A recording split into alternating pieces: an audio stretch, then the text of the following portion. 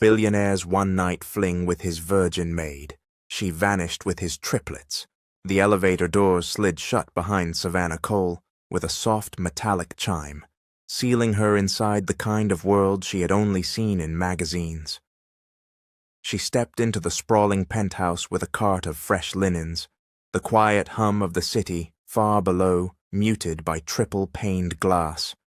Everywhere she looked, wealth whispered in cold, polished tones, marble floors that gleamed like wet ice, chandeliers that looked like frozen waterfalls, and artwork she couldn't name, but knew cost more than her yearly salary. Savannah moved quickly, her soft curls pulled into a low bun beneath her maid's cap, her uniform freshly pressed. At 22, she was used to staying invisible in the spaces of the rich. It was how she survived, head down, work done, and out before anyone noticed. Tonight was supposed to be simple. Change the linens in the master suite, dust the private study, and be gone before midnight. The penthouse owner, billionaire hotel mogul Darius Holt, was on a business trip in Dubai, or so she'd been told. She pushed open the study door, humming faintly under her breath, when the deep, low voice behind her froze the sound in her throat. "Who are you, and why are you in my private office?" Savannah spun around, nearly dropping the crystal vase she'd been dusting. Darius Holt stood in the doorway like he owned the world, which, in his circles, he nearly did. 6'3", broad-shouldered, skin a deep bronze brown that gleamed beneath the warm light. His suit jacket hung open over a black cashmere sweater, the gold of his wristwatch catching the light. A neatly trimmed beard framed full lips pressed into a line that was dangerously close to a scowl. I'm Savannah," she stammered, clutching the cleaning cloth. "Housekeeping. No one told me you'd be—" "I wasn't supposed to be," he cut in, stepping forward with the silent authority of a man who never had to raise his voice to be obeyed. "Flight got in early." Savannah's pulse hammered. She'd seen him once before from a distance in the hotel lobby, the kind of man women whispered about, all dark eyes and darker rumors, but nothing had prepared her for being cornered in his private space.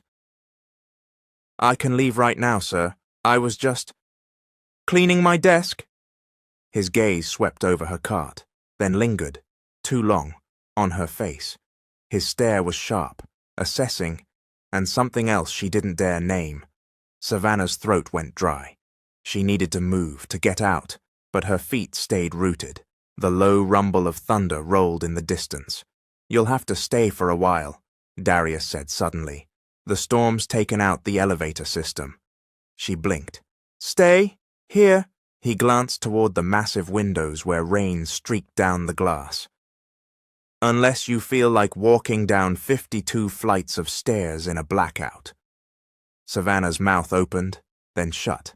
She clutched her cleaning cloth like a lifeline. "Fine," she murmured, stepping aside so he could pass. But Darius didn't pass.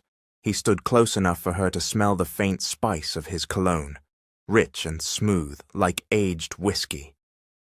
"Savannah," he said her name slowly, like tasting something new. "Do you always look this nervous, or is it just me?" Her eyes snapped up to his.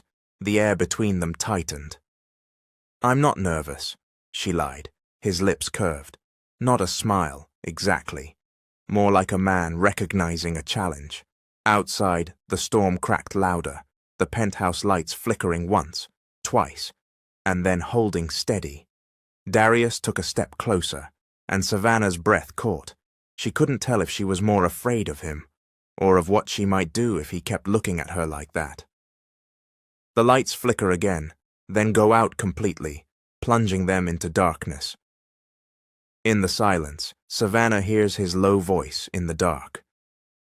"Looks like we'll be keeping each other company tonight."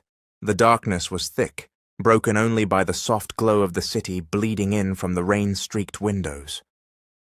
Savannah stood frozen, her heart pounding hard enough to hear in her ears. Somewhere in the shadows, Darius moved, slow, measured, deliberate. A sudden flare of warm light cut through the dark.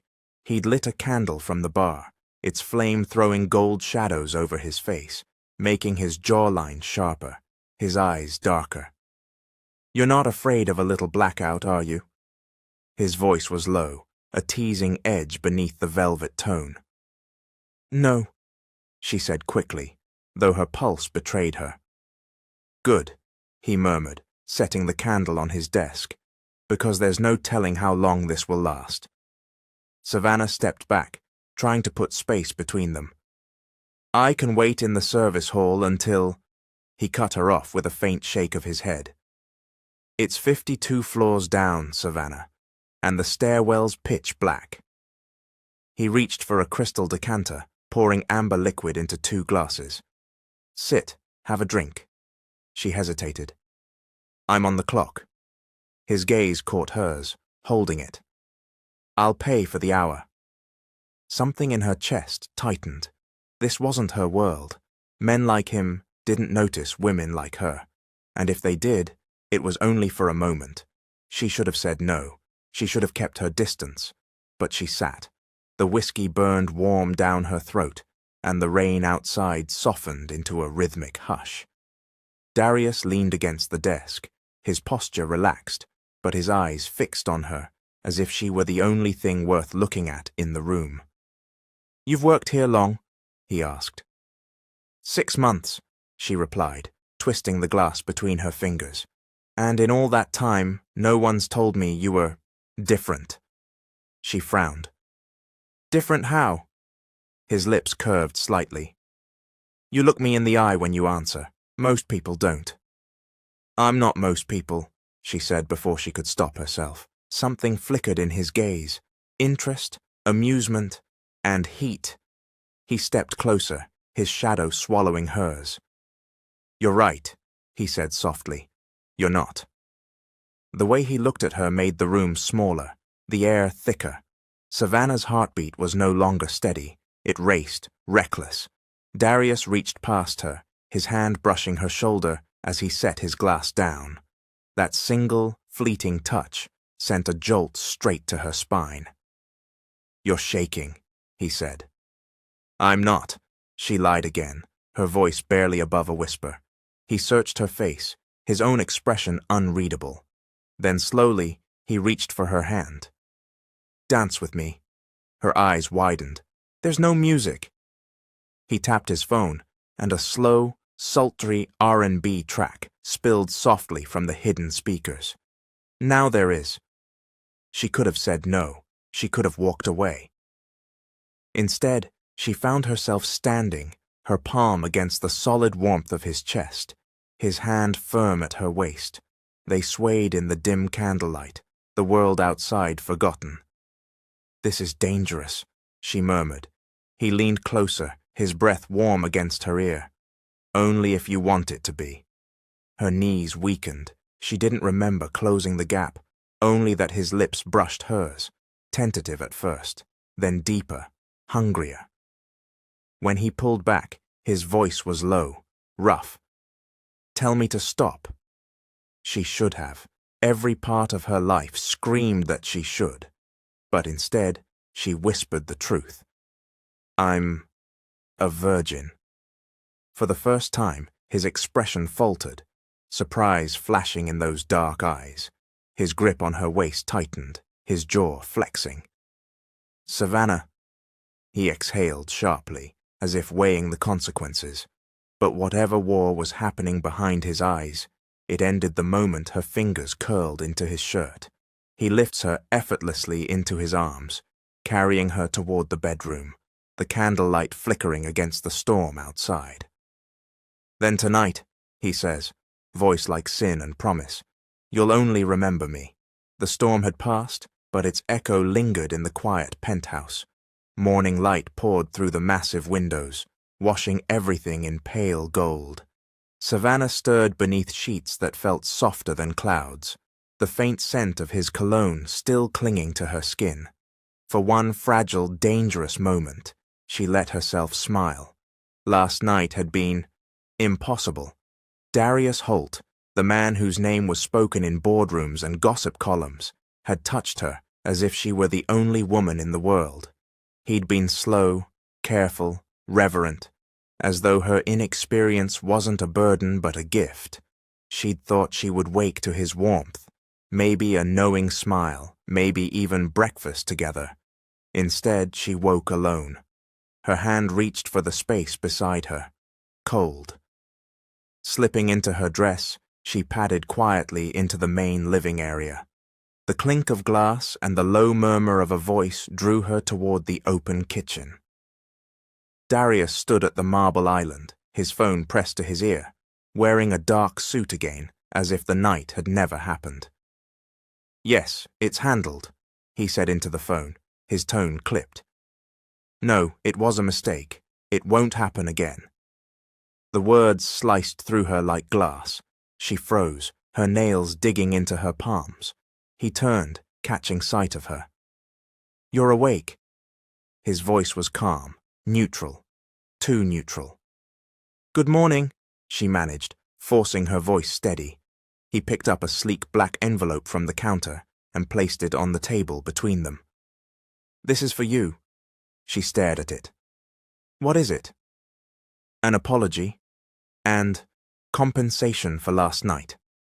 Her stomach dropped. "Compensation?" He didn't blink. "I don't want you to think—" She cut him off, her voice shaking now. "That you used me? You don't have to worry. I know exactly what last night was." He exhaled, rubbing the bridge of his nose. "Savannah." "No," she said sharply, blinking back the sting in her eyes. "You don't get to say my name like it means something." She pushed the envelope back toward him. "I don't want your money." The silence between them felt heavier than the storm the night before. Her voice was barely a whisper. "I'll have my things out by tonight." Before he could speak again, she walked past him, head high, every step fueled by humiliation and heartbreak. Behind her, his voice called out, but she didn't turn around. She wouldn't give him the satisfaction of seeing her tears.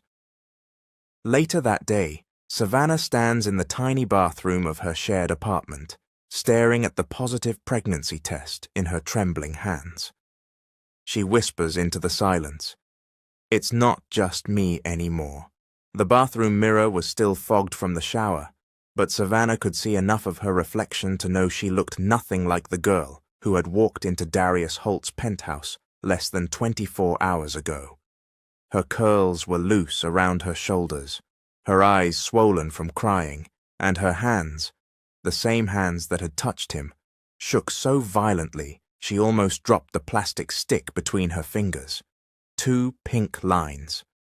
She checked the box again, as if the instructions might suddenly change. They didn't. Pregnant. Her knees threatened to give way, so she sank onto the closed toilet lid, the small bathroom suddenly feeling like a cage. Images from the night before flashed unbidden. His hands on her waist, the way his voice had gone soft when he'd said her name, the warmth of his body pressed against hers. She had let herself believe, for just a moment, that she mattered, that she wasn't just a maid in a borrowed uniform, but a woman who could be wanted for who she was. And then the morning had come, cold and sharp, slicing that fantasy apart with 6 words. It was a mistake. It won't happen again. Savannah swallowed hard, pressing a hand to her flat stomach. "It's not just me anymore," she whispered. Her roommate and closest friend, Keisha, knocked on the door. "Girl, you okay in there? You been quiet for like 20 minutes. Savannah tucked the test into the pocket of her cardigan before opening the door. "I'm fine, just not feeling great." Keisha, tall with deep mocha skin and braids pulled into a bun, eyed her skeptically. "You're pale, and you look like you've been crying. Talk." Savannah shook her head. "Not yet. I need to think." Keisha didn't press, but her eyes followed Savannah as she moved through their small apartment.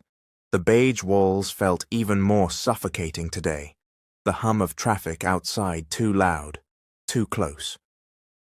She went to her bedroom and shut the door, sliding her back against it. She thought about Darius, his power, his money, the way he'd looked at her like he could see straight through her. And she thought about the envelope on his counter. If she told him, he'd have the resources to take the baby from her without blinking. He could hire lawyers who would argue she was unfit, that she'd hidden the child from him, that his money and influence meant the baby deserved a better life in his care. And Savannah knew, deep down, that if Darius Holt wanted something, or someone, he would take it. Her chest tightened. She wouldn't let him turn her child into a bargaining chip. Number she wouldn't let him know at all. The next few weeks passed in a haze. Savannah quit her job at the hotel without notice, ignoring the calls from HR. She sold the few valuable things she owned, a pair of gold earrings from her grandmother, a vintage coat she'd thrifted years ago. With the cash and her last paycheck, she bought a one-way bus ticket to Atlanta. It wasn't glamorous, but it was far enough from New York and far enough from Darius Holt's reach.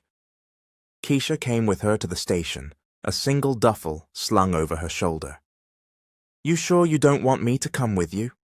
Keisha asked, her voice tight. "You have your nursing program," Savannah said, forcing a smile. "And this is my mess to figure out." Keisha hugged her tight. "Call me every day, and don't let some man make you forget who you are." Savannah's throat ached as she boarded the bus. She kept her head down the entire ride, afraid someone might recognize her, though she knew that was irrational. Darius Holt wasn't sending search parties for a maid, but he might, she thought, if he knew. Atlanta was different, warmer, slower. Savannah found a tiny studio apartment with peeling paint, but enough light to make it feel less like a box. She found work at a downtown boutique, where the owner, Ms. Louise, didn't ask many questions as long as Savannah showed up on time. Pregnancy was harder than she'd expected. Morning sickness hit hard, and the fatigue was bone deep. She kept her secret, avoiding conversations about the father. Ms. Louise, a no-nonsense woman in her 50s, noticed her belly rounding and finally asked, "You got family here, girl?" Savannah shook her head.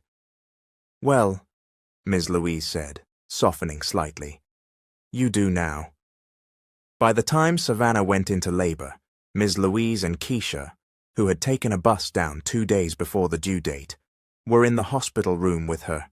It was long, exhausting, and painful, but when the nurse finally placed 3 tiny bundles in her arms, Savannah forgot everything else. 2 boys and 1 girl. Jalen, with his father's deep-set eyes. Jada, with her own full lips and curious gaze. Jordan, with a little wrinkle in his forehead that made him look serious even in sleep. Savannah's heart swelled so much she thought it might burst. She knew then she would burn the whole world before letting anyone take them from her. The first year was a blur of sleepless nights and endless bottles. Money was tight, but Ms. Louise let her bring the babies to work when she couldn't find childcare. Keisha sent what she could from New York. Savannah learned to live without the luxuries she saw in glossy magazines. She didn't care. Her life was full in other ways. Giggles, tiny hands gripping her fingers, the smell of baby powder and warm blankets. Still, some nights, when the apartment was quiet, she thought about him. She wondered if Darius ever thought about that night, if he ever thought about her, if he would even care to know he had 3 children with the maid he'd once called a mistake. She told herself it didn't matter, but deep down, she knew the truth. The longer she kept the secret, the more dangerous it would be if he ever found out. One evening, while folding laundry, she caught sight of Jalen trying to mimic her folding. His tiny brow furrowed in the same way Darius's had been when reviewing paperwork in the study that night. Her chest tightened. The resemblance would only grow stronger. She pushed the thought away. Darius Holt was in another world entirely, one that would never touch hers again. At least, that's what she told herself. Savannah tucks the triplets into bed, unaware that 3 years later, the man she ran from will walk right back into her life, and nothing will be the same. Atlanta's spring air was warm, scented faintly with magnolia and fresh rain.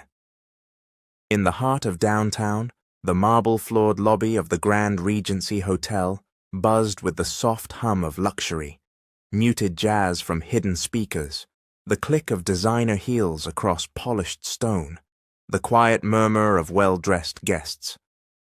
Savannah Cole stood near the front desk, flipping through a clipboard of event schedules, trying to keep her focus.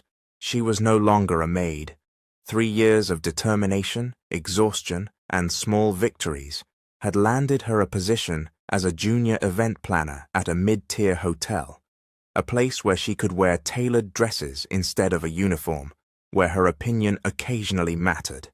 It wasn't much, but it was hers, and it was enough to keep the triplets in daycare, growing and happy. She glanced at her watch. 15 minutes until the meeting with the new luxury partner for the upcoming charity gala. The client had insisted on handling every detail with the personal touch of Holt International's CEO. Savannah's stomach twisted at the name. She told herself it couldn't be him. Darius Holt owned properties all over the country. Surely he wouldn't be in Atlanta for a small partnership meeting. Still, her palms felt damp. She forced herself to focus on the checklist. Floral arrangements, lighting design, menu revisions. She could do this without thinking about the past. Across town, a sleek black Bentley purred to a stop outside the hotel. Darius Holt stepped out, the afternoon sunlight glinting off the gold cufflinks at his wrists. His tailored charcoal suit hugged his broad shoulders perfectly, the crisp white shirt beneath hinting at the power and precision that defined every part of his life. 3 years had sharpened him. His beard was trimmed closer now, his jaw more defined, his presence even more commanding. But the cold edge in his eyes, the one born from years of betrayal and guardedness, hadn't softened. Atlanta was just another city on his expansion list, another market to conquer, another property to add to the Holt International empire. At least that's what he thought, until fate decided otherwise. Savannah had just tucked her clipboard under her arm when a pair of small sneakers squeaked across the marble floor. "Jalen!" she hissed. Too late. Her eldest, only by 4 minutes, had slipped away from the daycare group that had come to the hotel for the career day tour. The 3-year-old was a blur of energy, his little afro bouncing as he weaved between polished legs and leather luggage. "Jalen, stop!" But Jalen wasn't listening. His wide brown eyes had landed on something. Someone. Across the lobby. Darius had just stepped through the glass doors when the boy barreled straight into his legs. The impact startled him, and he glanced down, ready to bark at whatever parent had let their child run wild. Then he saw the boy's face. The air left his lungs. It was like looking into a mirror from decades ago. Same deep-set eyes, same curve of the brow, even the small crease in the forehead when concentrating. A detail so specific, so familiar, it was impossible to ignore. "Whoa there, little man," Darius said, his voice lower, softer than he intended. "Where's your... Jalen!" The voice hit him almost harder than the sight of the boy. Savannah's voice. She came into view seconds later, rushing forward in a fitted navy sheath dress, her curls free around her shoulders now, her heels clicking sharp against the marble. Her skin glowed in the warm lobby light, but her expression, wide-eyed, pale, almost panicked, was what caught him. Their eyes met, and it was like the world narrowed to the space between them. "Savannah." His voice was unreadable, a mixture of disbelief, accusation, and something he hadn't felt in years. She froze, just long enough for Jalen to look up at him and smile shyly. "You know him, Mommy?" the boy asked. Savannah's throat tightened. "Jalen, come here." Darius crouched slightly, still looking at her but speaking to the boy. "How old are you, champ?" "3," Jalen said proudly, holding up 4 fingers. Darius's gaze sharpened. His mind was already doing the math. Savannah stepped forward, scooping Jalen into her arms. "We're late for the daycare group. Excuse us." She turned, but his hand shot out, gently but firmly catching her wrist. "You're not walking away this time." Her eyes flashed. "Let go, Darius." His grip didn't tighten, but it didn't release either. "You disappeared. No calls, no explanations. And now I'm standing here, looking at a 3-year-old who—" "Stop," she said quickly, her voice shaking. For a moment neither of them moved. The hum of the lobby seemed louder around them, the world resuming for everyone else but them. Finally, she pulled her wrist free. "This is not the place." "You're right," he said, straightening to his full height. "My office, tonight." "I'm not going anywhere with you." His jaw tightened. "Then I'll come to you." Savannah's heart pounded. "Stay away from us." His eyes dropped briefly to Jalen before locking back on hers. "You can't hide forever, Savannah. Not anymore." She hurried away, Jalen's small arms wrapped around her neck, her heels echoing like gunshots across the marble. Darius watched them go, every muscle in his body wound tight. He didn't believe in coincidences. He believed in facts, in proof, and that boy's face had been all the proof he needed. His phone was already in his hand as he stepped toward the elevators.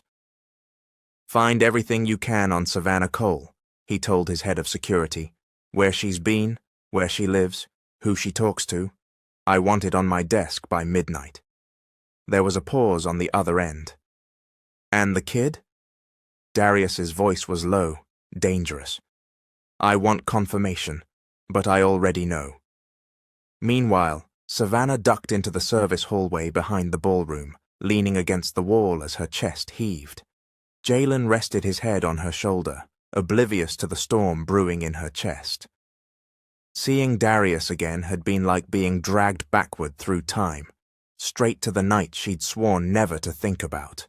But this time, he'd seen their son, and Darius Holt was not a man who saw something he wanted and let it go. She had to think. She had to protect them. She'd kept her secret for 3 years, but now her fingers tightened around Jalen as she whispered, more to herself than to him, "He's not taking you. He's not taking any of you." In the final scene, Darius steps into his chauffeured Bentley, the city lights reflecting in his eyes. He's already decided he's taking back everything Savannah ran away with, starting with his children. 2 days. That's how long Savannah managed to avoid him. She had called in sick the day after seeing Darius, kept the kids home from daycare, and triple-checked every lock on her apartment door. But reality was that Atlanta was not nearly big enough to keep her hidden from a man like Darius Holt, and deep down, she knew he wasn't the type to let things go. Saturday morning dawned bright, the kind of day when the city's parks came alive. Keisha had begged Savannah to bring the kids to the Midtown Farmers Market. "They need fresh air, and you need fresh bread," she'd said. Savannah reluctantly agreed. She thought being in a public, family-friendly space would make her feel safer. She was wrong. The market was bustling, the scent of roasted coffee beans mingling with fresh flowers. Jalen tugged at her left hand, while Jada clung to her right. Jordan, the most independent of the 3, skipped a few steps ahead, his little curls bouncing as he inspected every stall. Savannah was halfway through paying for a basket of peaches when she heard the voice. Deep, unmistakable. "Savannah!" Her spine went rigid. She turned slowly, praying she was imagining it. Darius stood a few feet away, hands in his pockets, the sunlight cutting sharp lines across his face. He was dressed casually, dark jeans, a white button-up with the sleeves rolled to his forearms, but there was nothing casual about the way he was looking at her, or at the 3 small faces around her. Jalen blinked up at him. Hey, you're the man from the hotel. Savannah's grip on her son tightened. Jalen! But Jordan had already bounded over, curiosity written all over his tiny face. Who's this? Darius crouched to meet the boy's gaze, his expression unreadable. My name's Darius, and what's yours? Jordan, the boy said proudly. Savannah's stomach twisted. She could see the calculations happening behind Darius's eyes. And then Jada, sweet, shy Jada, peeked around her mother's leg, her big brown eyes locking on Darius. All three of them, right in front of him. His gaze flicked from one child to the next, his features hardening with each passing second. They're mine. Savannah's pulse spiked. Lower your voice. He straightened, towering over her. 3 years, Savannah. You vanish. You ignore calls. And now I'm supposed to believe this is some coincidence? Her voice sharpened. We are not having this conversation here. Oh, we are, he said, stepping closer, because I'm looking at 3 living, breathing reminders that you lied to me. Several nearby shoppers began to glance their way. Savannah felt heat creep up her neck. Stop making a scene. You think I care who hears? His voice was low, but the steel in it was impossible to miss. You think I won't fight for them? Savannah's jaw clenched. You didn't want me, Darius. You made that clear. You don't get to show up years later and claim them like trophies. His expression flickered, just for a moment, at her words, but it was gone as quickly as it came. They're my blood, and I don't walk away from what's mine. Before she could reply, Jordan piped up, completely unaware of the storm brewing between the adults. Mommy, can he come to the playground with us? Savannah forced a smile for her son. No, baby, we have to go. She began herding the children away, but Darius moved to block her path. Not aggressively, but with the immovable calm of a man who always got what he wanted. Either you tell me where you live, or I follow you there, he said quietly, for her ears only. Her breath caught. You wouldn't. His eyes held hers, unwavering. Try me. For a moment, neither of them moved. The kids fidgeted, oblivious, tugging at Savannah's hands. The noise of the market swelled around them, but between her and Darius it was silent, tense enough to snap. Finally, she stepped to the side, brushing past him without answering. Stay away from us, Darius. I mean it. He let her go this time, but she could feel his eyes on her back until she turned the corner and disappeared into the crowd. Back at her apartment, Savannah shut the door, leaning against it as the triplets darted toward their toys. She was shaking. Seeing all 3 of them in front of him, there was no hiding now. The resemblance was undeniable, and Darius Holt was not a man who made idle threats. Her phone buzzed, unknown number. She hesitated before answering. His voice came through, deep and calm.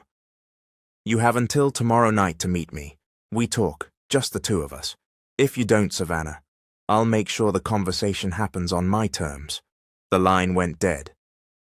Across town, Darius sat in the back of his Bentley, the city passing in a blur. His security chief, Marcus, turned in the front seat. You want us to keep eyes on her? Darius stared out the window for a long moment before answering. On her. On the kids. I want to know everything. Who picks them up, where they go, what they eat for breakfast. Marcus nodded. And if she runs again? Darius's gaze hardened. She won't, not this time. That night, Savannah lies awake, the kids asleep beside her. She knows she can't avoid him forever, but she also knows that meeting him again, alone, might be the most dangerous decision she's ever made. Savannah had never been more aware of the ticking clock. All through the next day, she carried the weight of Darius's ultimatum in her chest, like a stone. She'd gone through the motions at work, confirming floral orders for the charity gala, fielding last-minute changes to the seating chart, but every time she glanced at the time, her stomach clenched tighter. By 5 o'clock, she knew she couldn't avoid him. Not if she wanted to control how this conversation went. If she didn't show, he'd make good on his promise to force the meeting on his terms. And Darius Holt's terms were never in anyone else's favor. The sun had dipped low when Savannah found herself standing outside Holt International's Atlanta office tower. The glass facade caught the last of the light, reflecting the fiery orange sky like a beacon. She hesitated at the revolving doors, her reflection staring back at her, curls tamed into a bun, a simple cream blouse tucked into black slacks, no makeup except for a sweep of lip gloss. She dressed like she was going to war, not a date. The lobby was cool and silent, save for the echo of her heels against the marble. The receptionist didn't ask her name, just pressed a button, murmured something into a headset, and told her to take the private elevator to the top floor. Her pulse kicked harder with each passing floor. The elevator opened into an office that could have doubled as a penthouse suite. Floor-to-ceiling windows stretched across 2 walls, framing the glittering Atlanta skyline. The rest was all dark wood, leather, and understated luxury. Darius stood at the far end, his back to her, hands clasped behind him as he looked out at the city. He didn't turn right away, just let the silence stretch, as if daring her to speak first. "You wanted to talk," she said, her voice even. "So talk." Only then did he turn, his gaze sweeping over her in one slow, deliberate pass. He was dressed in a black suit with no tie, the top buttons of his shirt undone. Relaxed, but not casual. "You came," he said finally. "Good. Saves me the trouble of coming to your door." Her jaw tightened. "You said you wanted to talk. That's all this is. A conversation." He moved closer, each step unhurried, predatory in its calm. 3 years, Savannah. 3 years you've been raising my children without telling me they existed." She opened her mouth, but he held up a hand. "And don't tell me you were protecting them. I've heard that excuse before. The truth is, you were protecting yourself." Her breath hitched. "You think I did this for me? You think I wanted to be alone, raising 3 babies on a maid's salary?" "You made that choice," he said, his voice low but sharp. "You didn't give me the chance to make mine." Her temper flared. "You had your chance, Darius. That morning, you made it crystal clear I was a mistake. You threw me away before you even knew me, and you think I should have come crawling back to tell you I was pregnant." Something flickered in his eyes. Anger, yes, but also something darker. Regret, maybe. "I didn't know," he said, his voice quieter now. If you had what?" she cut in. "Married me out of obligation? Taken them from me so they could grow up in your cold, perfect world?" His expression hardened again.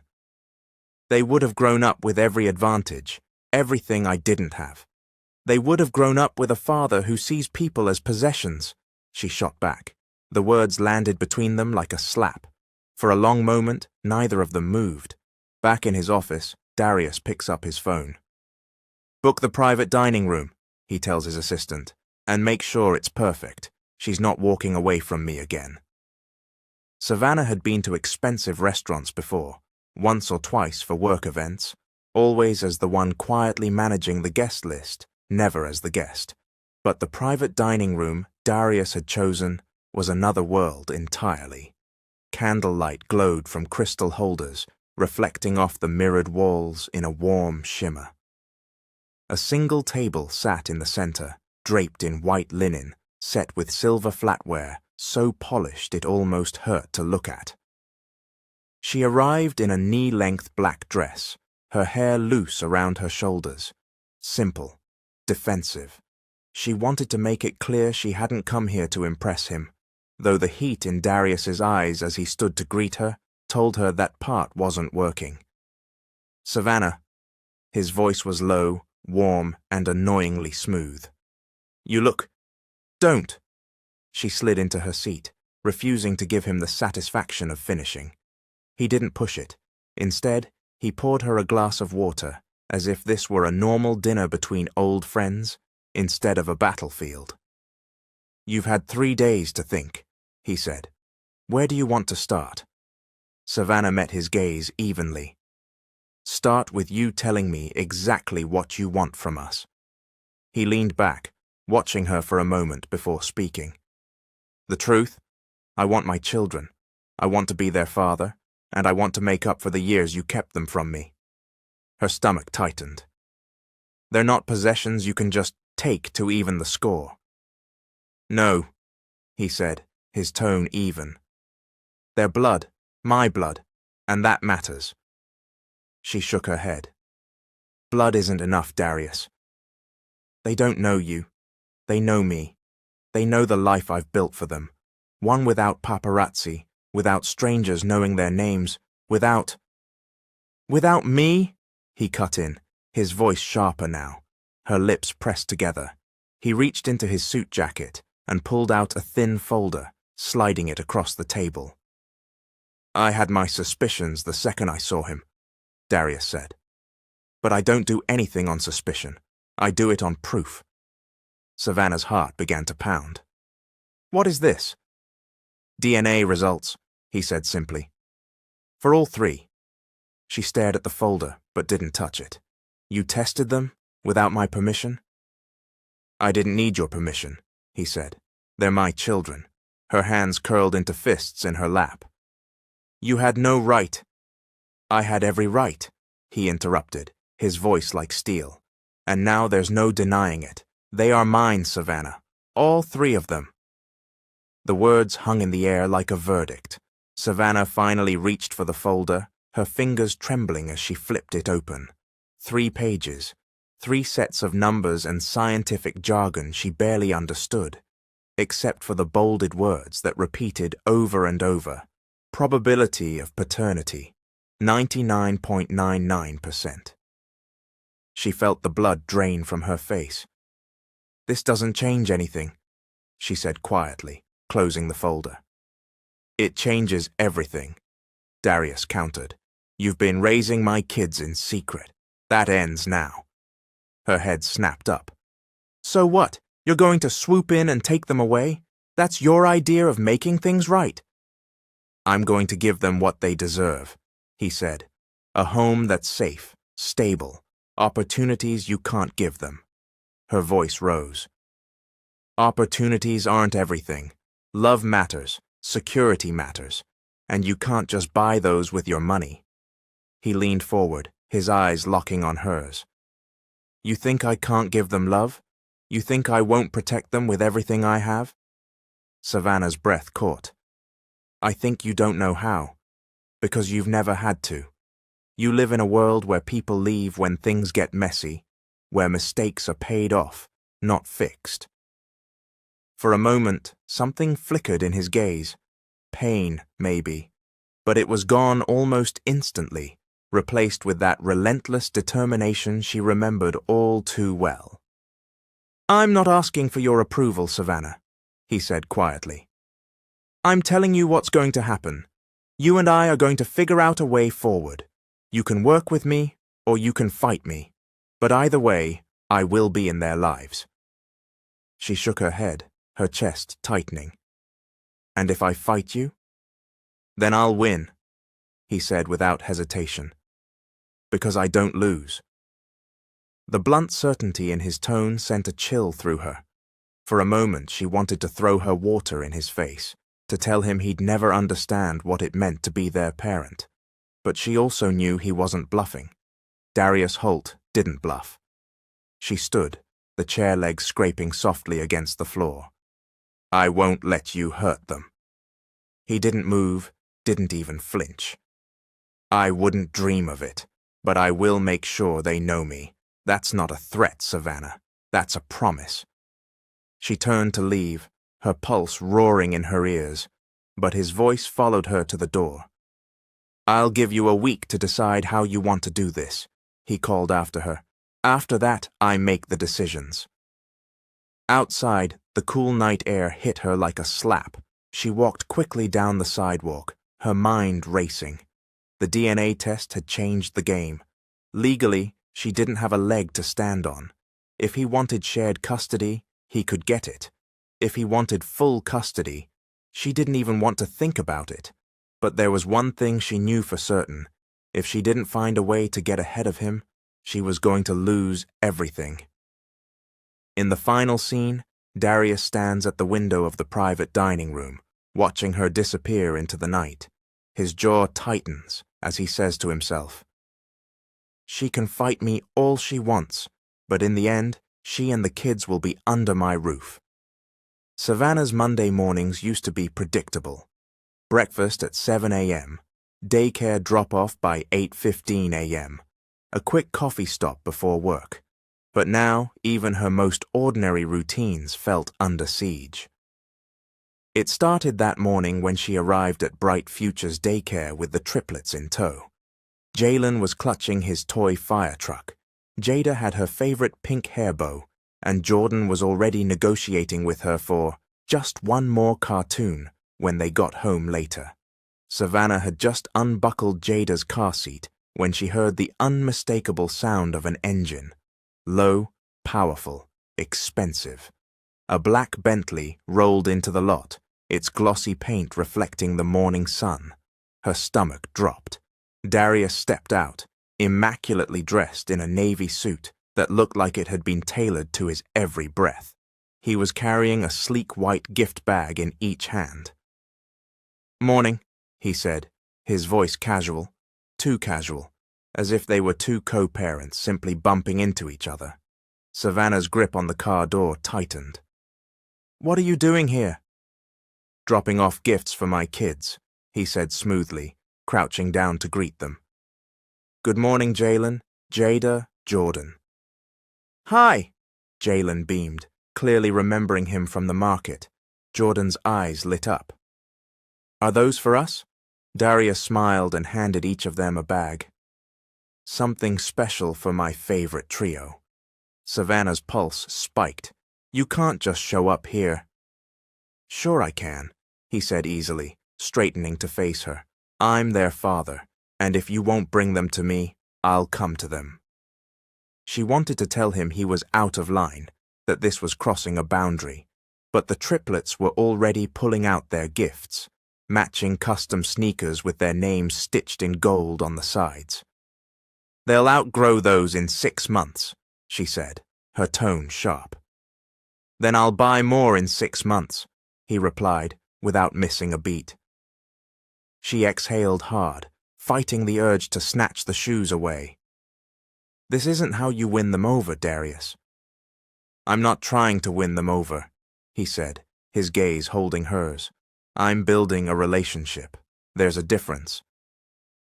By the end of the week, he'd shown up twice more, once at daycare pickup, once outside her apartment building. The second time was worse. She'd been juggling grocery bags, trying to keep the kids from chasing each other into the street, when his car pulled up to the curb.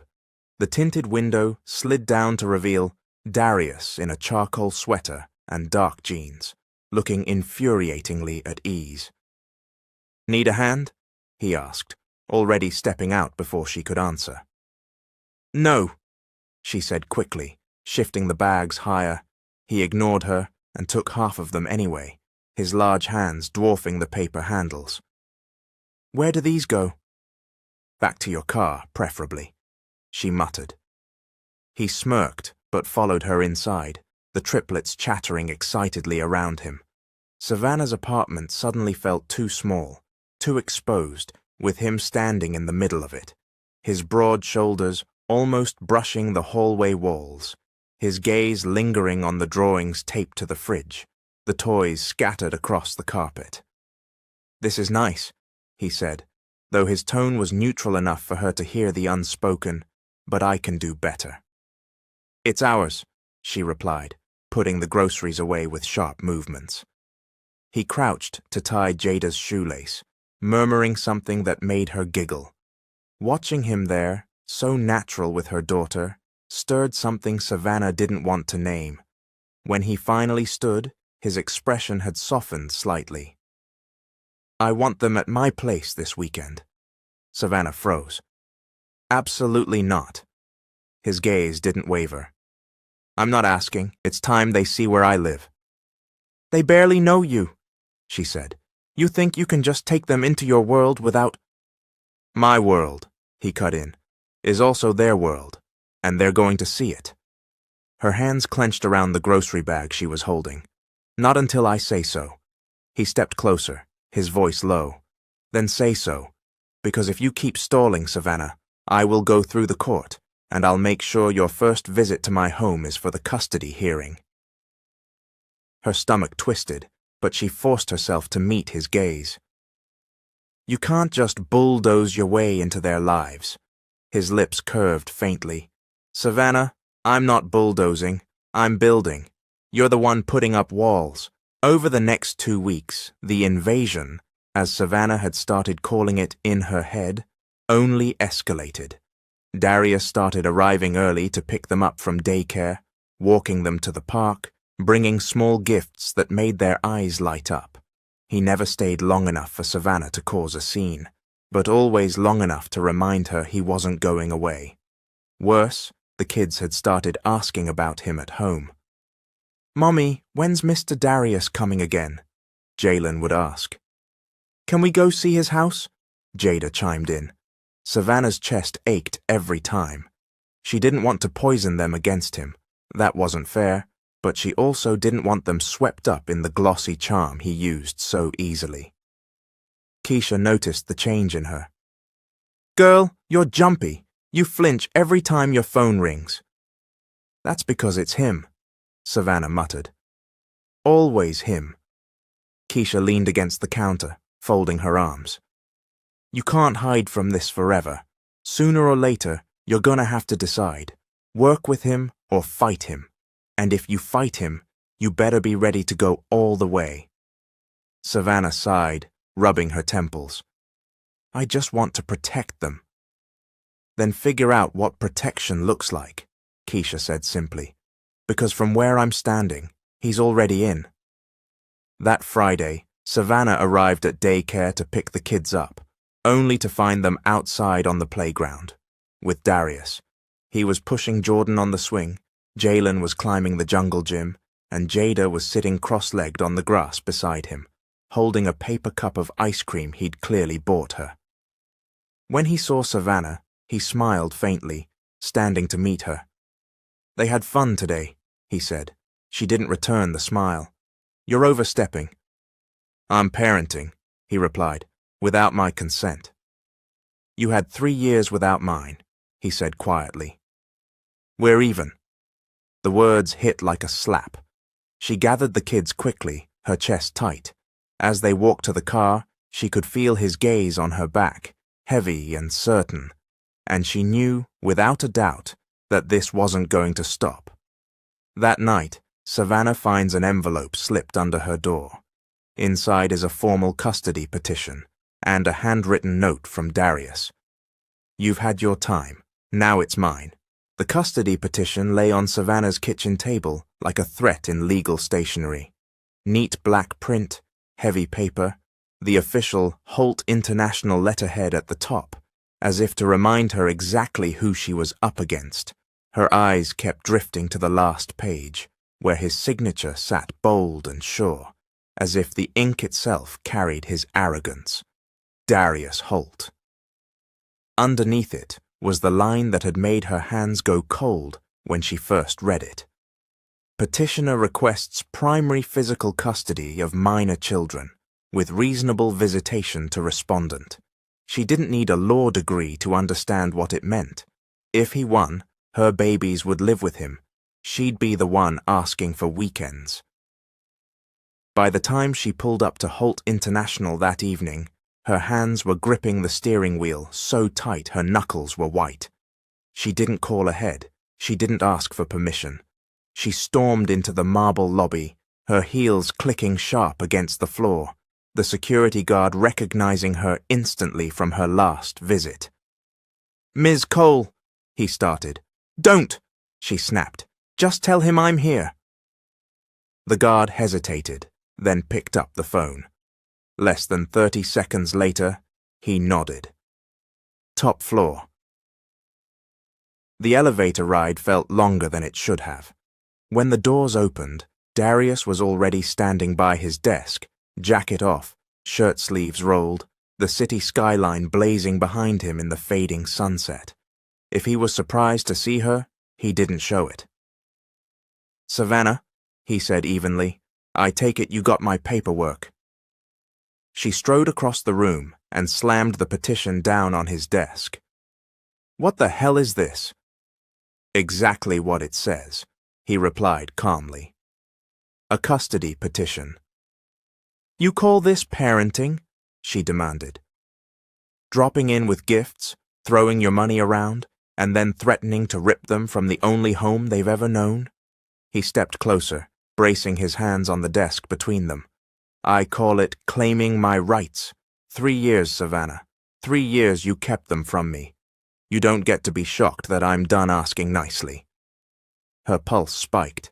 "You've never asked nicely. All you've done is push, control, and manipulate." His jaw tightened. "And you've lied. You made a choice for both of us the moment you walked away without telling me. Don't pretend you were protecting anyone but yourself." Her eyes burned, but she refused to look away. "You think this is about me? You think I wanted to be alone, struggling to pay rent, working 2 jobs just to keep the lights on? You think I wouldn't have killed for help?" "Then why didn't you take it?" he shot back. Her voice shook. "Because you didn't want me. That morning, you made me feel like nothing, like I'd been a mistake you couldn't wait to forget, and I was supposed to hand you my babies after that?" Something flickered in his expression, the first crack in the armor, but it was gone as quickly as it came. "I would have done right by them," he said quietly. Savannah laughed, sharp and humorless. "You would have done right by your image."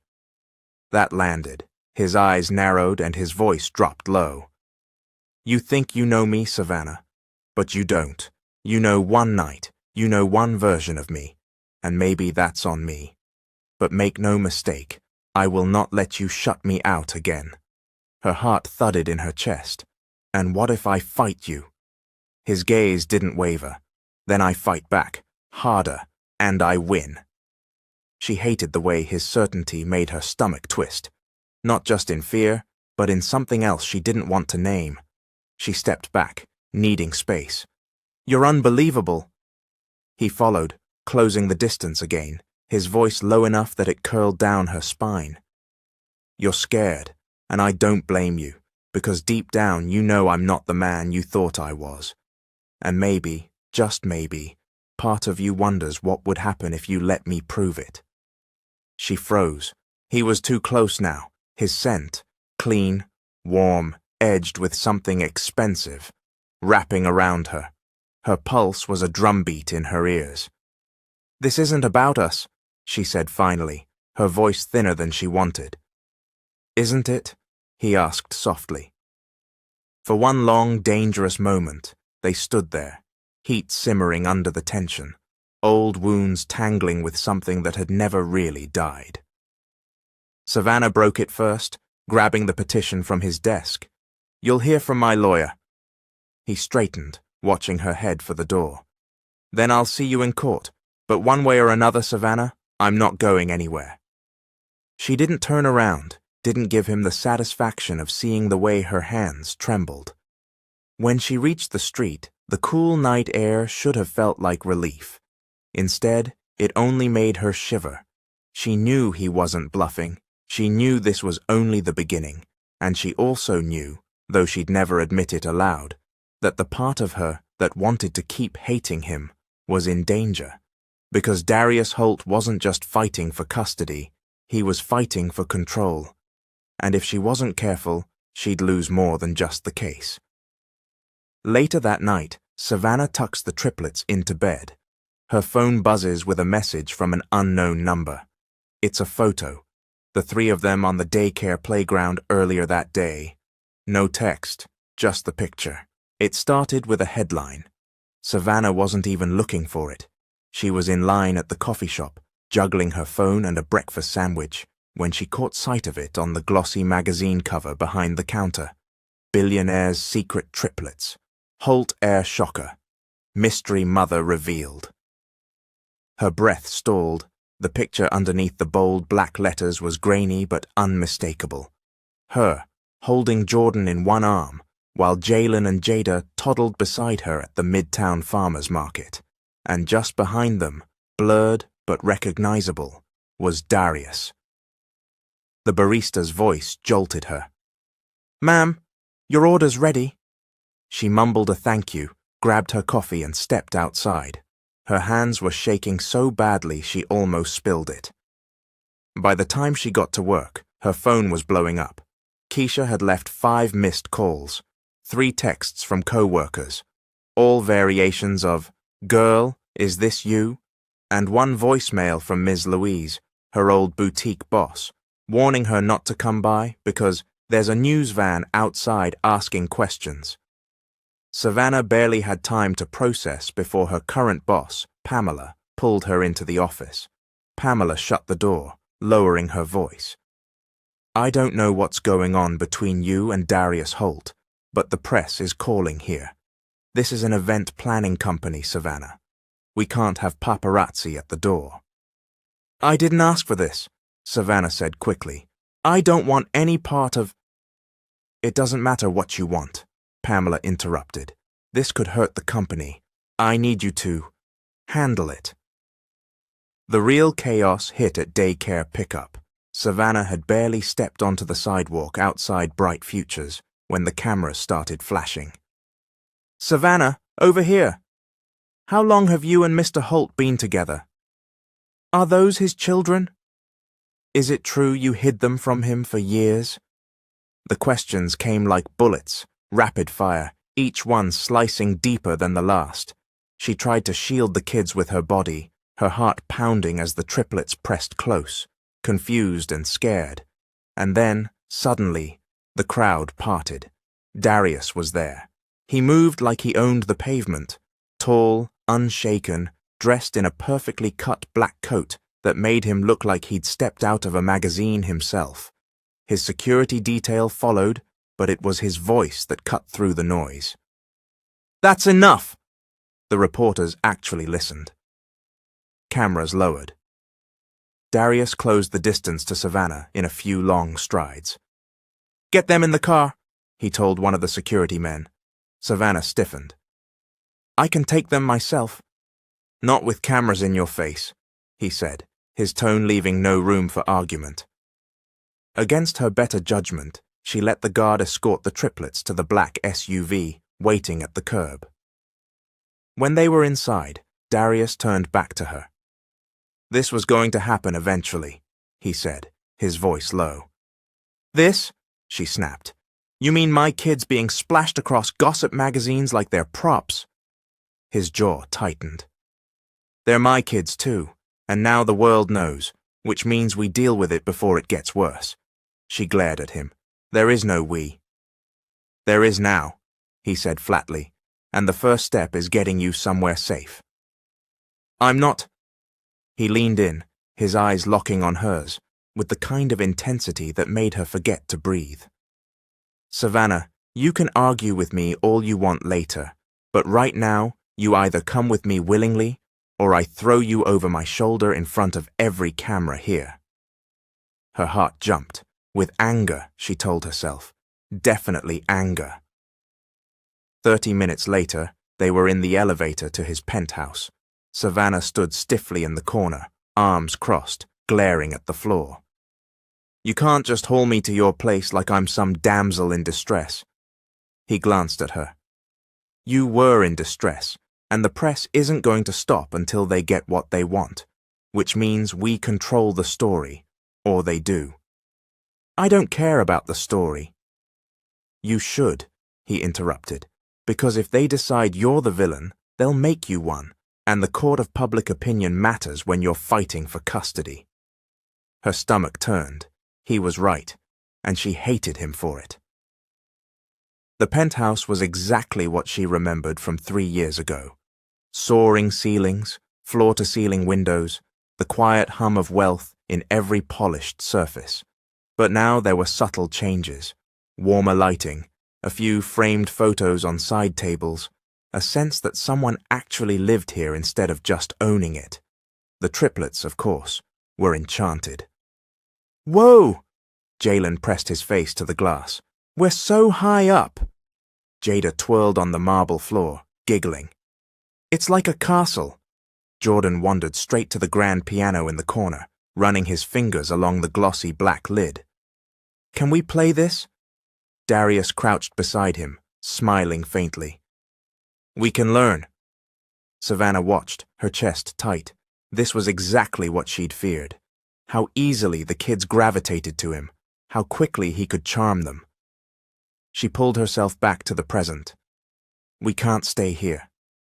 "Yes, you can," he said. "Until this media storm dies down, this is the safest place for all of you."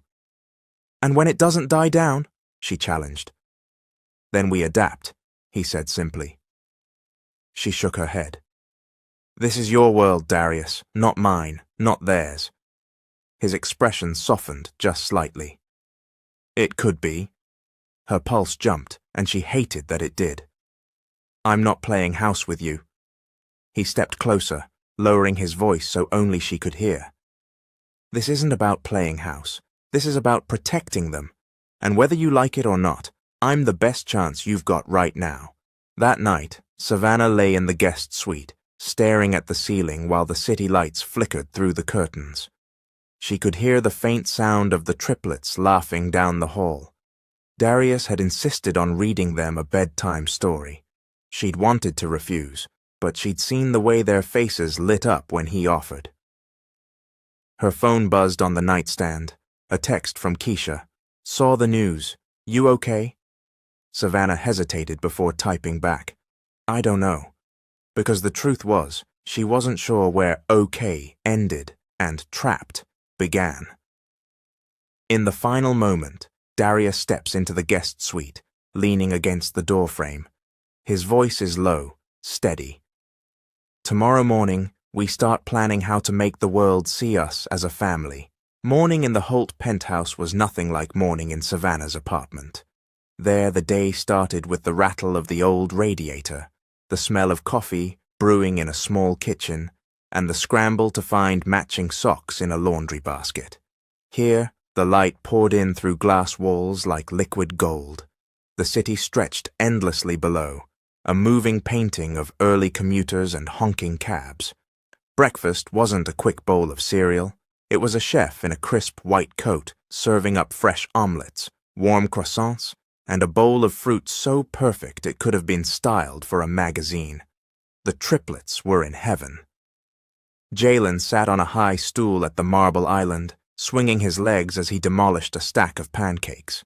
Jada was carefully arranging blueberries into a smiley face on her plate, while Jordan had already figured out that saying "thank you" to the chef, in his most polite voice, got him extra whipped cream.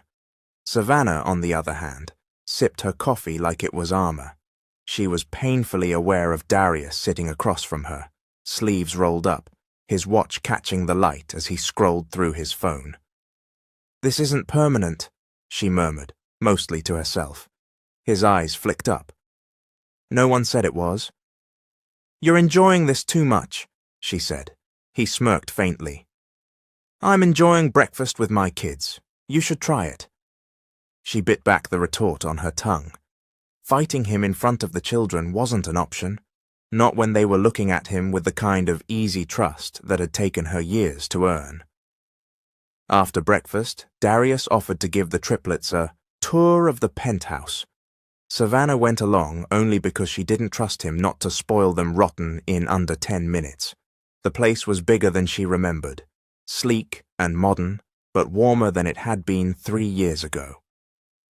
There was an art studio in one corner with huge windows and shelves of supplies, a private home theater with plush leather seats and a screen that nearly covered the wall, a library with floor-to-ceiling bookshelves, and a rolling ladder that Jordan instantly wanted to climb. But it was the kids' wing, yes, an entire wing, that made Savannah's stomach tighten. 3 bedrooms, already decorated. one in soft blues and greys, one in pinks and golds, one in forest greens and browns. The furniture was new but lived in enough to feel comfortable.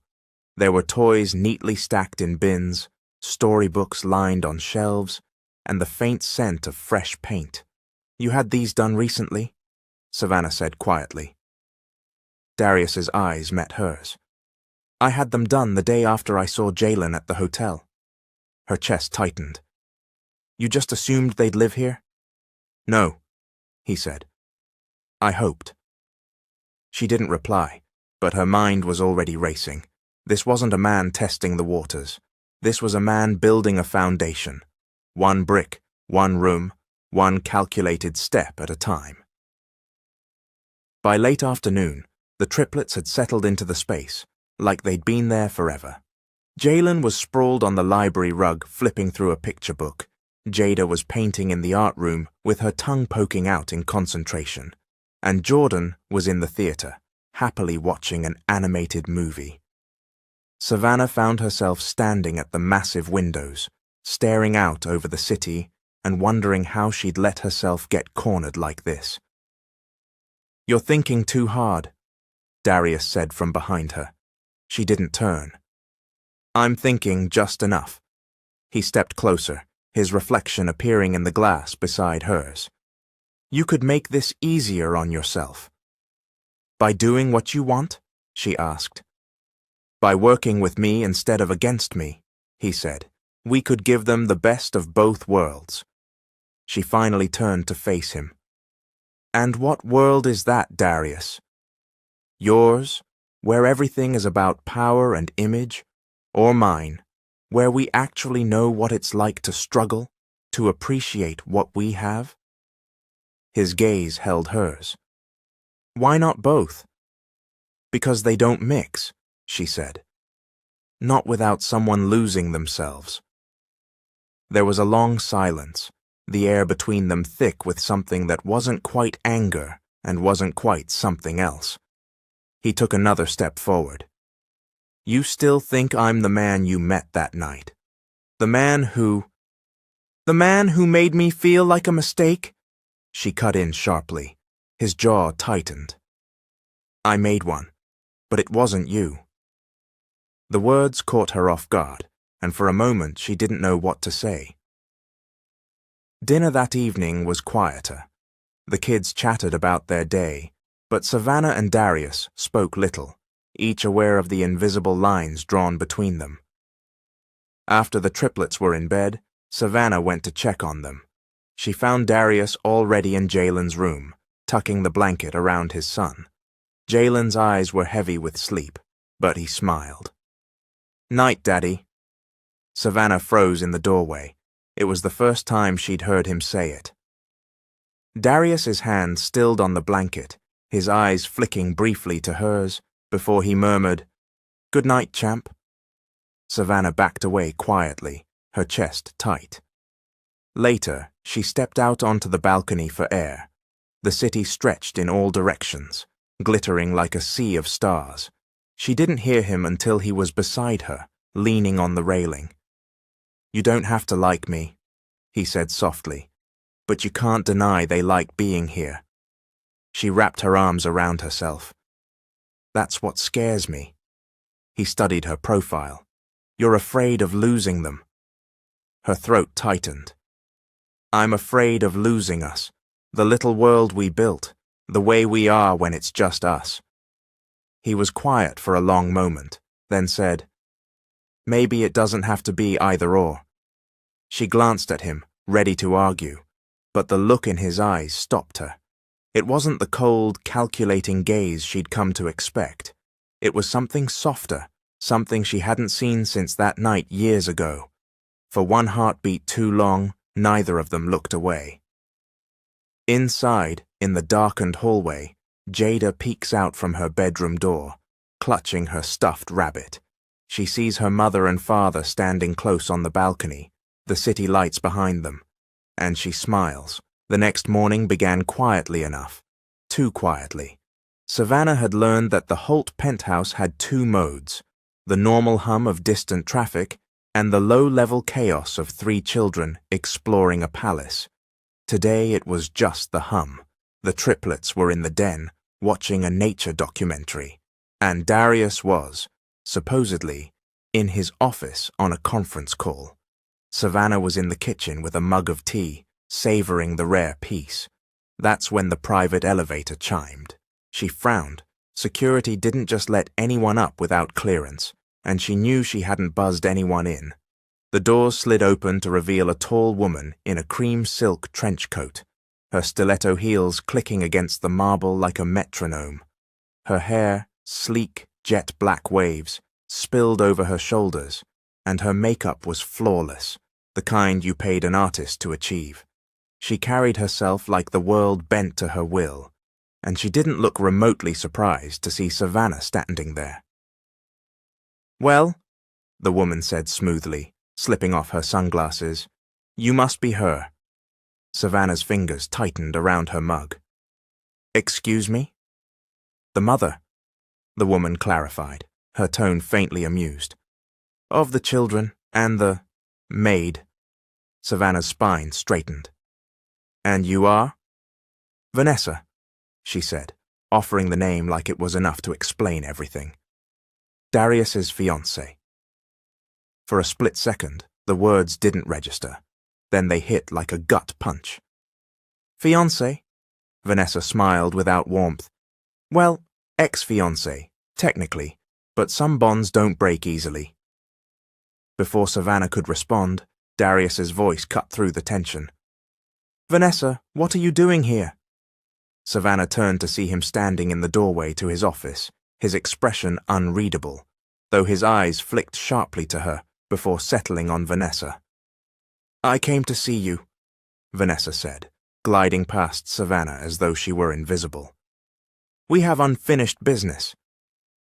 "This isn't the time," Darius said evenly. "Really?" She glanced over her shoulder toward the den.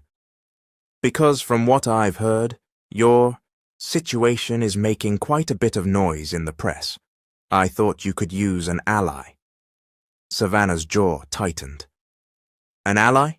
You mean someone to remind him what he's missing?" Vanessa's gaze flicked to her, head tilting slightly. "Sweetheart, I'm not here to compete with you." Her eyes traveled slowly from Savannah's loose sweater to her bare feet. "That wouldn't be fair." Savannah felt heat creep up her neck, anger, not embarrassment. "Then maybe you should leave before the children see you." But it was too late. Jalen appeared in the doorway, rubbing his eyes. "Mommy, who's that?" Vanessa crouched down, her smile instantly softening. "Hello, handsome. I'm a friend of your daddy's." Jalen glanced at Savannah, unsure. "Daddy?" Darius stepped in quickly, his tone calm but firm. "Jalen, why don't you take your sisters back to the den? I'll be there in a minute." Jalen obeyed, though not before shooting Savannah a curious look. When the kids were gone, Savannah rounded on Darius. "Fiancé? This is the part you forgot to mention when you were threatening to take me to court?" He sighed. "Vanessa and I were engaged. It ended before I knew about the kids." "Not according to her," Savannah said, folding her arms. "Vanessa likes to rewrite history when it suits her," he replied. Vanessa straightened, her smile still in place, but her tone sharpening. "You make it sound so final, Darius, but I think we both know we're not done." He ignored that. "You need to leave." "I'll go," she said, smoothing her coat. "But I wanted to meet her first, see what kind of woman managed to keep your attention this long." Her eyes slid to Savannah. "I can see why it's complicated." Savannah didn't take the bait. "Goodbye, Vanessa." Vanessa's lips curved. "For now." When the elevator doors closed behind her, Savannah turned back to Darius. "You really expect me to believe she's just an ex?" "She is," he said flatly. "She walks into your penthouse unannounced, calls herself your fiancée, and you want me to think there's nothing there?" "I can't control what she says," he replied, but I can control what happens now, and she won't be back. Savannah shook her head. You can control everything but the truth, Darius, and I think there's a lot you're not telling me. He stepped closer, his voice low. If you think I'd let anyone, even Vanessa, come between me and my kids, you don't know me at all. Her heart pounded, but she didn't back away. The problem is, I don't know if I want to. For a moment, neither of them moved. Then the sound of the triplets laughing in the other room broke the tension, and Savannah turned on her heel. Later that night, Savannah found Jada sitting cross-legged on her bed, clutching her stuffed rabbit. Who was that lady? Jada asked. Savannah sat beside her. Just someone Daddy used to know. Did she like us? Jada's voice was small. Savannah forced a smile. Of course she did, but she doesn't matter. What matters is you, your brothers, and me. Jada nodded, but her eyes still held a shadow of doubt. Across the hall, Darius stood at his office window, staring out at the city. His phone buzzed, a message from Vanessa. We're not done, Darius, not even close. He deleted it without replying, but his jaw stayed tight. In the final scene, Savannah watches from the doorway as Darius tucks the triplets into bed. For the first time, she notices the weight in his shoulders, the way his guard slips when he thinks no one's looking, and she wonders, against her better judgment, what it would take to trust him. Savannah didn't see Darius for the rest of the night after Vanessa's visit. He'd stayed in his office, the door shut, the low rumble of his voice drifting down the hallway during a phone call that seemed to go on for hours. She'd spent that time helping the triplets with their bedtime routine, brushing Jada's hair, finding Jordan's missing pajama top, and listening to Jalen chatter about wanting to ride the glass elevator all the way to the clouds. Now, with the children asleep and the penthouse wrapped in quiet, Savannah found herself restless. She padded toward the kitchen, craving a glass of water, but stopped when she noticed the glow from the office door. It was slightly ajar. Her first instinct was to leave him be, but something in her wouldn't let her walk away. She knocked lightly and pushed the door open. Darius was sitting at his desk, jacket off, sleeves rolled up, leaning over a spread of documents. The city skyline glittered behind him through the floor-to-ceiling windows. "You're still working?" she asked, stepping inside. He looked up, surprise flickering across his face, before being replaced with that cool, practiced expression. "Always." She moved closer. "Is that how it works? You keep yourself so busy you don't have to think about anything else?" He leaned back in his chair, eyes narrowing slightly. "What exactly are you accusing me of?" "Nothing," she said, though her tone was sharper than she intended. "I'm just trying to figure you out." "That's a waste of time," he replied. "I'm not a puzzle to solve." "Everyone's a puzzle," she countered. "Some just hide their pieces better than others." He studied her for a long moment, as though weighing whether to tell her anything at all. Then, unexpectedly, he spoke.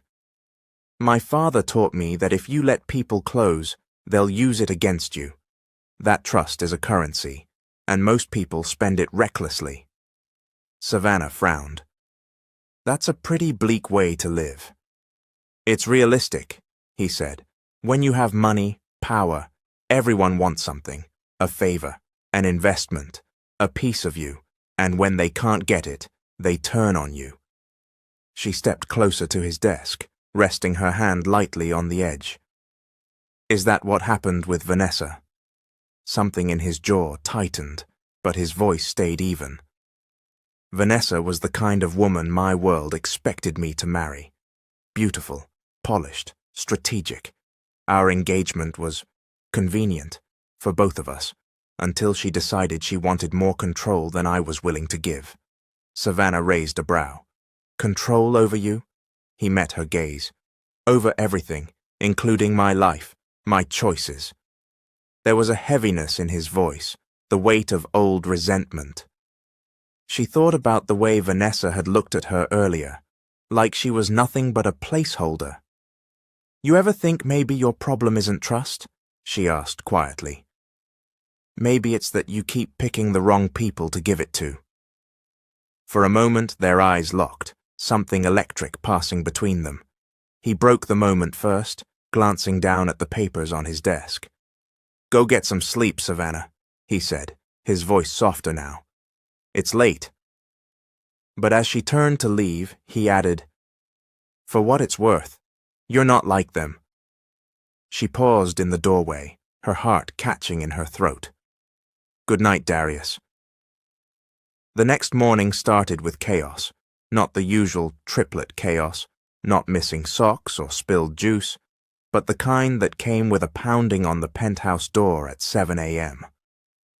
Savannah emerged from the kids' wing to find Darius already striding toward the entryway, his expression like carved stone.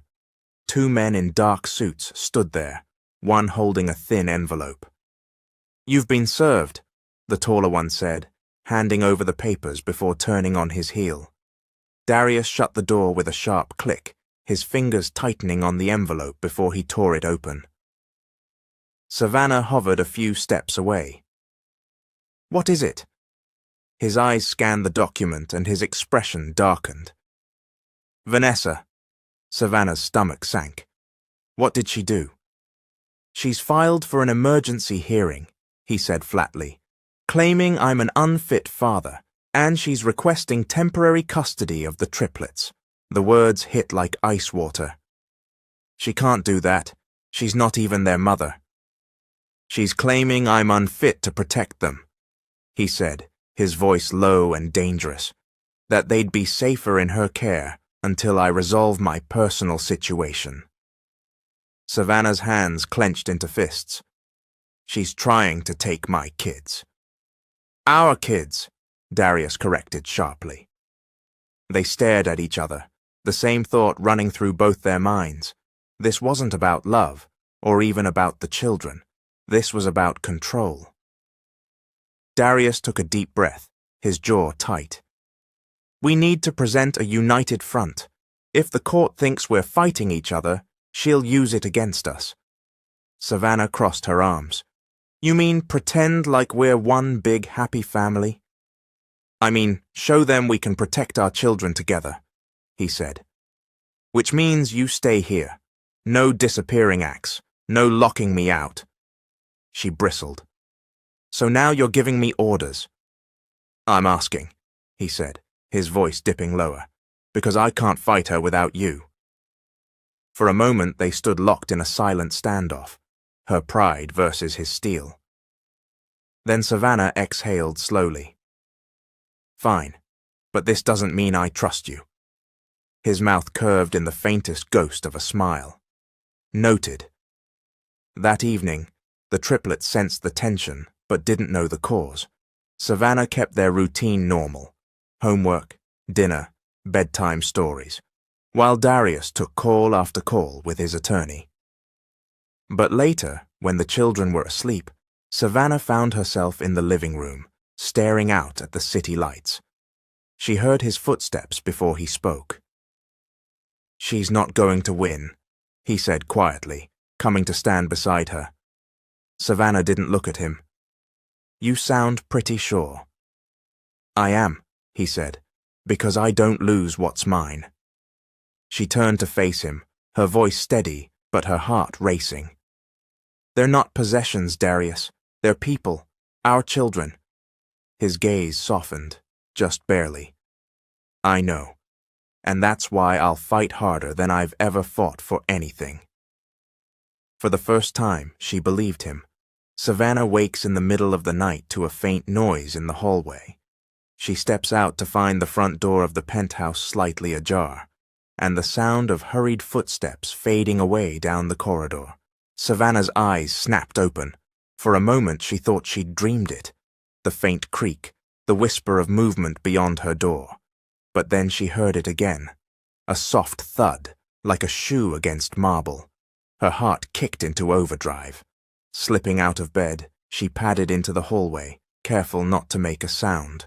The apartment was dark, the only light spilling from the city skyline through the massive windows. That's when she saw it. The front door of the penthouse, not fully closed. The latch was still turned. Her pulse roared in her ears. She froze, listening. Faint footsteps were fading down the private corridor toward the elevator. Whoever it was, they were leaving. She moved quickly to the children's wing first, checking each bedroom. The triplets were all asleep, their soft breathing steady, their small bodies curled under blankets. Relief washed over her, but it was laced with fear. She reached for her phone to call security when a hand suddenly closed over hers. She gasped, spinning around, and found herself staring into Darius's face.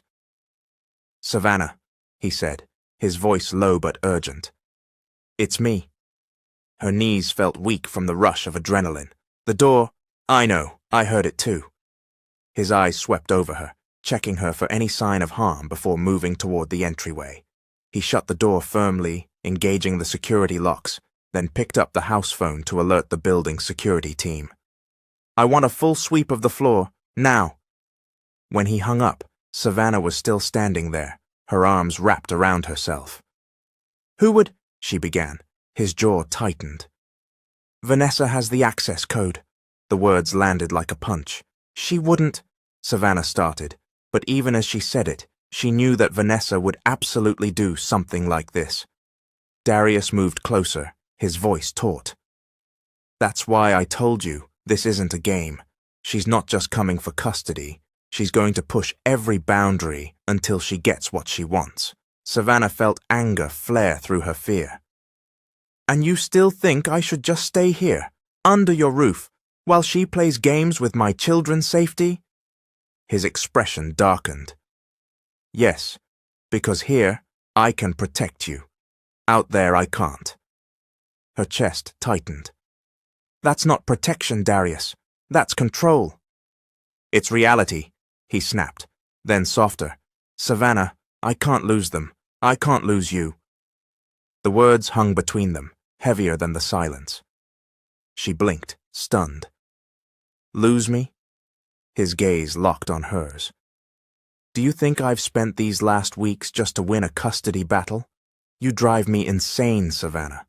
You question me, you stand up to me, you don't let me get away with anything, and I've never needed anyone more." Her breath caught. This wasn't the ruthless billionaire she'd met months ago. This was the man beneath, the one who tucked their children into bed, who caught her when she stumbled, who was willing to fight the whole world if it meant keeping them safe. And suddenly, she realized how close they were standing. "Darius," she whispered, meaning to tell him to stop, to pull back before they crossed another dangerous line. But then his hand was on her cheek, warm and steady, and she found herself leaning into it. "I was wrong that night," he said quietly. "I thought I could walk away and forget. I couldn't. And when I found you again, I knew I wasn't going to let go this time. Not of you, not of them." Her heart pounded in her chest. "You can't just decide that without asking me." "I'm not asking," he said, his voice low, almost rough. "I'm telling you, I'm all in, Savannah. For you, for the triplets, for us." She wanted to tell him it was too soon, too risky, too tangled with old hurts, but instead, she found herself standing on her toes, her fingers brushing the edge of his shirt collar, and then his mouth was on hers. It wasn't the fierce, claiming kiss she expected. It was slow, almost hesitant, as if he was asking her to believe him. Her arms went around his neck before she could think better of it, and for a moment, the world outside. Vanessa, court battles, the threat in the hallway, vanished. When they broke apart, both were breathing hard. "This changes everything," she whispered. "Good," he said simply. "Because I don't want what we had before. I want more." Her throat tightened. "Then you'd better be ready to prove it." He smiled faintly, that dangerous glint in his eyes. "Watch me." The knock on the door came 5 minutes later. Security reported they'd found the hallway camera feed disabled for a 15-minute window, right around the time of the break-in. The elevators had been accessed using a code tied to Vanessa's old clearance. "We'll have a copy of the footage from the lobby in the morning," the guard said, "but you might want to consider private security detail for the family until this is resolved." Darius agreed instantly. "Do it, starting tonight." Hours later, Savannah lay in bed, staring at the ceiling. The triplets were safe, guards stationed outside the penthouse, and Darius's words still echoed in her mind. She wasn't ready to say she trusted him completely, but for the first time since he'd walked back into her life, she thought maybe she could, and that terrified her more than Vanessa ever could. The final scene cuts to Vanessa in a dimly lit bar, her phone pressed to her ear. "He thinks he's untouchable," she says to the person on the other end. "But everyone has a price, even Savannah. Here comes the end of the story. If I was able to make your day comment, Mr. Hope you made my day.